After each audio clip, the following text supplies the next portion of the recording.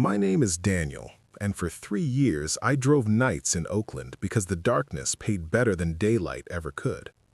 I used to study engineering at Cal State East Bay. I liked numbers. I liked knowing how much pressure something could take before it snapped. When a bridge failed, there was a formula. When concrete cracked, there was a reason. Driving rideshare at night doesn't follow equations. Out there, things break without warning, and sometimes they don't break at all. They just disappear. I logged in most evenings around 8. Surge pricing flared near Lake Merritt after midnight. Airport runs stacked along Hagenberger. Hospital pickups trickled in from Summit and Highland. If you positioned yourself right, International Boulevard, Broadway, West Grand, you could clear rent in a week. That was the plan. Keep driving, keep earning, ignore the stories drivers shared while waiting in airport queues. They always had rules. Don't accept pickup pins that land inside fenced industrial lots near the port. Don't idle in alleys off 98th after 1:30 in the morning. Don't circle Lake Merritt twice if the route loops back on itself. Most of it sounded like paranoia from guys who worked too many hours alone. I didn't believe in patterns. I believed in mileage and ratings. The first time something felt wrong, it was almost 2 in the morning. Surge hit near an alley behind a strip of auto body shops off 98th. Easy fare, close pickup. I accepted. The alley was narrow and poorly lit. Corrugated metal on one side, cinder block on the other. 3 green trash bins sat halfway down beside stacked black garbage bags. No passenger in sight. I idled with hazards on. 90 seconds passed. One of the garbage bags shifted. Not wind, the air was still. It moved again, slowly, like something inside was adjusting its weight. I reached to cancel the ride. Before I could tap the screen, the lid of the nearest trash bin lifted from the inside. It didn't pop open, it rose carefully, steady, controlled. Something stood up behind it. At first, I thought it was someone in a mascot costume, bright green, rounded shoulders, oversized head. But the surface didn't look like fabric. It looked stretched, damp. The seam along its sides split slightly as it straightened. Beneath the opening, something darker flexed. Another shape unfolded from the garbage pile. Same color, same wide mouth. When it opened, I saw rows of small, tight teeth packed too neatly together. They didn't rush immediately. The first one waddled forward 2 stiff steps, then adjusted as if learning how to balance. Then it sprinted. It hit my trunk hard enough to jolt the steering wheel. The second one slammed against the rear window, face flattening against the glass. The green surface stretched thin over its teeth. Its eyes were wide and reflective, unblinking. I threw the car into drive and floored it. Gravel spat under the tires before they caught. Something scraped across the trunk as I accelerated. I didn't look back until I hit 98th. The alley was empty. 3 blocks later, I pulled over. The trunk had a shallow dent. Across the paint was a thick green smear with fibrous strands running through it. The smell hit next, bleach mixed with spoiled produce. I wiped at it with a napkin. It didn't come off clean. The ride showed canceled by driver. The pickup pin had shifted to the front curb instead of the alley.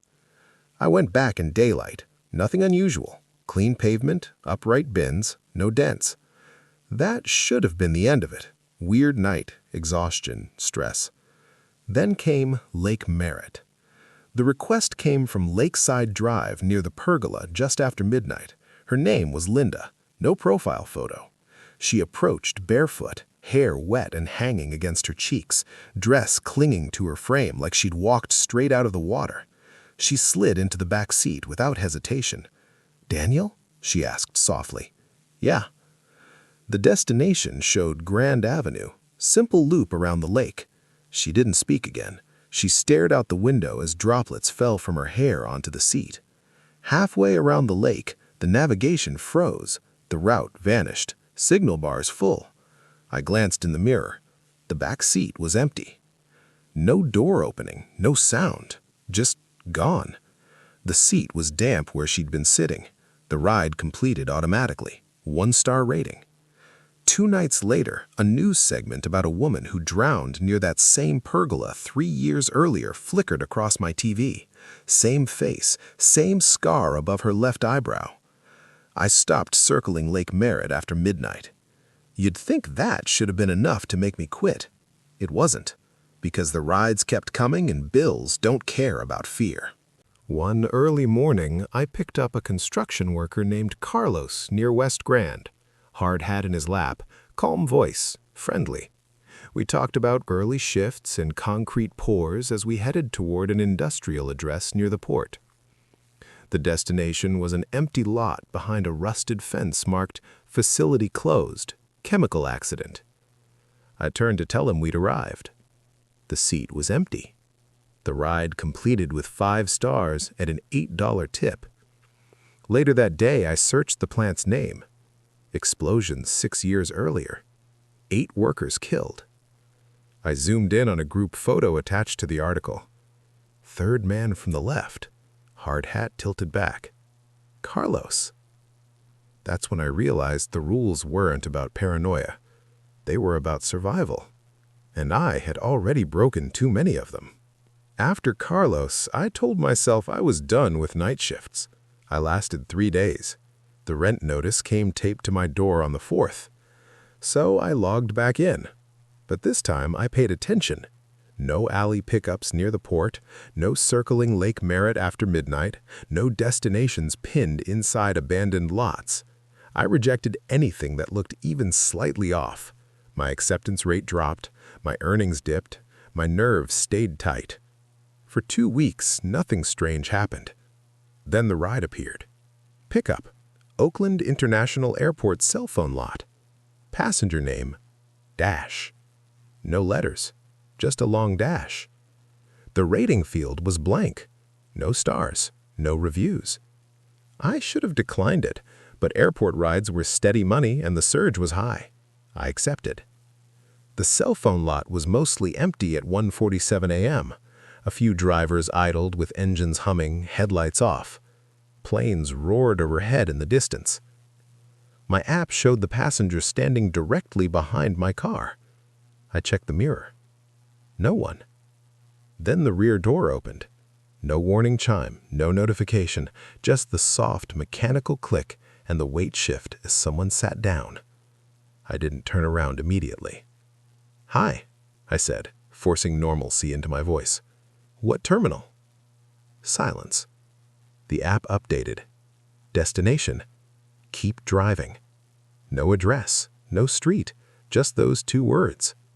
My heart thudded once, heavy. "That's not a valid destination," I said, half to myself. The navigation activated anyway. A thin blue line stretched forward, exiting the airport, merging onto 880 North.